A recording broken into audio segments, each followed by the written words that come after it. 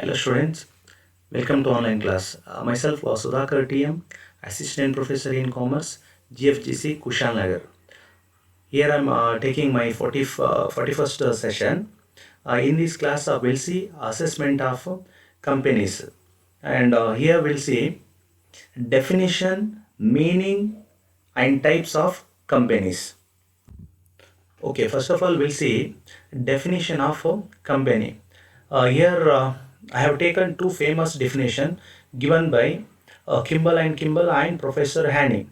First one, according to Kimball and Kimball, a corporation is by nature an artificial person created or authorized by the legal stature for some specific purpose. So ಅಂದರೆ ಇಲ್ಲಿ company ಅನ್ನೋದು ಅದನ್ನು ನಾವು ಕಾನೂನಿನ ಮುಖಾಂತರ create ಮಾಡಿರ್ತೇವೆ. So ಹಾಗಾಗಿ ಅದರ ಅಸ್ತಿತ್ವ ಕಾನೂನು ಮುಖಾಂತರ ಆಗಿರುತ್ತೆ. That's why it is called, it is created by law. And there are certain rules and regulations which are prescribed under Companies Act. So based on that rules and regulation, the company has to be formed. And the second definition given by Professor Haney, a company is an artificial person created by law having a separate entity with a perpetual succession and a common seal. So ಇಲ್ಲಿ ಕೂಡ same ಅದೇ continue ಆಗುತ್ತೆ. Company ಅನ್ನೋದು ಒಂದು artificial person. ಈಗ ನಾವು ಮನುಷ್ಯರು ಅಂದರೆ ಮನುಷ್ಯನಿಗೆ ಜೀವ ಅಂತ ಇರುತ್ತೆ, ಆದರೆ ಕಂಪನಿಗೆ ಜೀವ ಅಂತ ಇರುವುದಿಲ್ಲ. ಅಂದರೆ ಮನುಷ್ಯ ಯಾವ ರೀತಿ ಕಾಮನ್ ಪರ್ಸನ್ ಇರ್ತಾನೆ, ಒಂದು ಜೀವಿ ಇರುತ್ತೆ, ಆ ಥರ ಇರಲ್ಲ. ಸೊ ಇದು ನಾವು ಕಾನೂನಿನ ಮುಖಾಂತರ ಆರ್ಟಿಫಿಷಿಯಲ್ ಆಗಿ ಕ್ರಿಯೇಟ್ ಮಾಡಿರುವಂಥದ್ದು. ಬಟ್ ಅದಕ್ಕೆ ಅದರದೇ ಆದಂಥ ಸಪರೇಟ್ ಆದಂಥ ಒಂದು ಎಕ್ಸಿಸ್ಟೆನ್ಸ್ ಇರುತ್ತೆ, ಸಪರೇಟ್ ಆದ ಎಂಟಿಟಿ ಅದು. ಮತ್ತು ಈಗ ಮನುಷ್ಯನಾದರೆ ಈಗ ನಮಗೆ ಯಾವುದೇ ಒಂದು ಡಾಕ್ಯುಮೆಂಟಿಗೆ ನಾವೇನು ಮಾಡ್ತೇವೆ, ಸಿಗ್ನೇಚರ್ ಮಾಡೋದಾದರೆ ನಾವು ಡೈರೆಕ್ಟಾಗಿ ಸಿಗ್ನೇಚರ್ ಮಾಡ್ಬೋದು. ಬಟ್ ಕಂಪನಿ ಕೂಡ ಯಾವುದೇ ಒಂದು ಅಗ್ರಿಮೆಂಟನ್ನು ಹಾಕೊಳ್ಳೋತ್ತಿಗೆ ಕಂಪನಿ ಸಿಗ್ನೇಚರ್ ಮಾಡಲಿಕ್ಕೆ ಆಗೋದಿಲ್ಲ. ಹಾಗಾಗಿ ನಾವು ಕಂಪನಿ ಹೆಸರಿನಲ್ಲಿ ಒಂದು ಕಾಮನ್ ಸೀಲನ್ನು ಮಾಡಿರ್ತೇವೆ.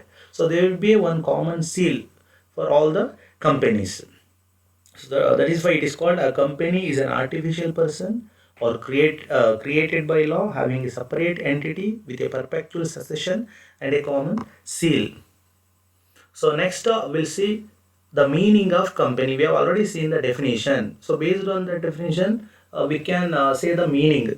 See, a company means any Indian company or any body corporate incorporated under the law of a foreign country, or any institution, association or body, whether incorporated or not, and whether Indian or non-Indian, which is declared by general or a direct special order of the Central Board of Direct Taxes to be a company.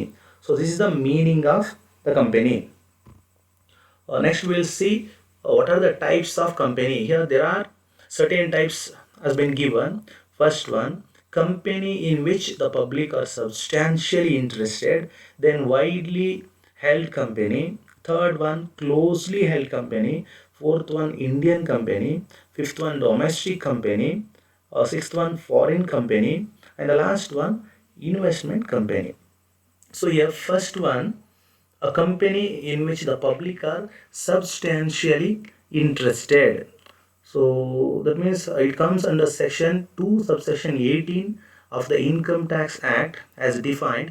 A company in which the public are substantially interested. It includes a company owned by government or Reserve Bank of India, a company having government participation, that is a company in which not less than 40% of the shares are held by government or the RBI, or a corporation owned by the RBI. And next one, third one, companies registered under section 25 of the Indian Companies Act of 1956. That means companies registered under section 25 of the Companies Act 1956 are companies which are promoted with special object, such as to promote commerce, art, science, charity or religion or any other useful object, and these companies do not have profit motive. However, if at any time these companies declare dividend, they would lose the status of company in which the public are substantially interested. So next one under company in which are substantially interested are a company declared by the CBDT, that means Central Board of Direct Taxes. It is a company without share capital and which having regard to its object, nature and composition of its membership or other relevant consideration is declared by the board to be a company in which public are substantially interested. And the next one is a mutual benefit finance company, where principal business of the company is acceptance of deposits from its members and which has been declared by the central government to be a nidhi or a mutual benefit society. And the sixth one, a company having cooperative society participation. It is a company in which at least 50% or more equity shares have been held by one or more cooperative societies. The seventh one, a public limited company. A company is deemed to be a public limited company if it is not a private company as defined by the Companies Act of 1956 and is fulfilling either of the following two conditions. Its equity share were listed on a recognized stock exchange as on the last day of the relevant previous year, or its equity shares carrying at least 50% of the voting power. Okay. Then the second type is widely held company. Widely held company means it is a company in which the public are substantially interested. So what we have already seen in the first type, it is almost similar. Under a widely held company, usually the publics are substantially interested on those kind of companies. And the third one, closely held company. It is a company in which the public are not substantially interested. That's why it is called a closely held company. And the fourth one is Indian company. Under section 2 subsection 26, Indian company means a company formed and registered under the Companies Act of 1956 and includes a company formed and registered under any law relating to companies formerly in force in any part of India other than the state of Jammu and Kashmir and the Union Territories, a corporation established by or under a central state or provincial act, any institution, association or body which is declared by the board to be a company. In the case of the state of Jammu and Kashmir, a company formed and registered under any law for the time being in force in that state.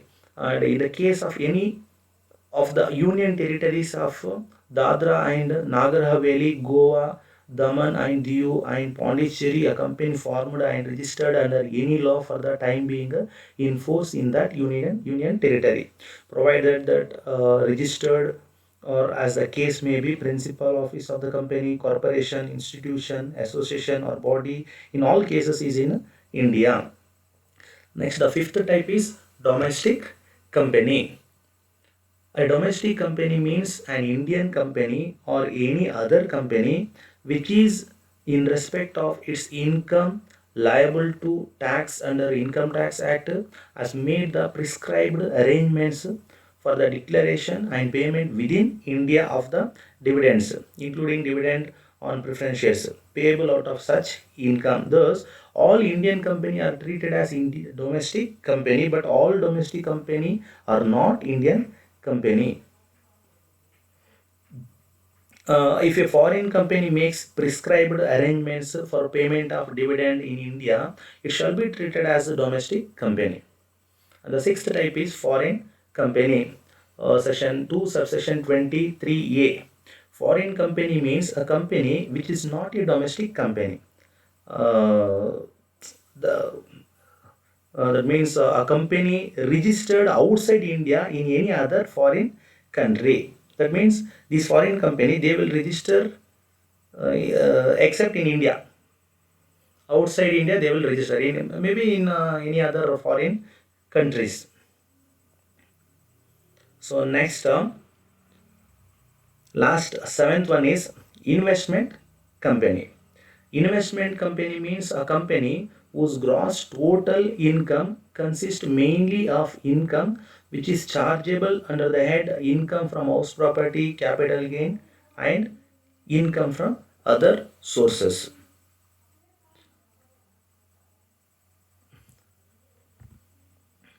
Okay, to summarize here, first we have seen the definition of company given by Kimball and Kimball, and one more definition given by Professor Haney.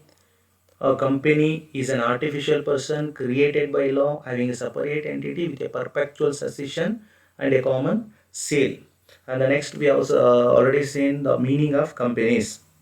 A company means any Indian company or any body corporate incorporated under the law of a foreign country, or any institution, association or body, whether incorporated or not, and whether Indian or non-Indian, which is declared by General of Direct Special Order of the Central Board of Direct Taxes to be company. Then we have seen the types of companies. There are 7 types. So in next class we'll see what are the rates of income tax rates for assessment of companies. Thank you.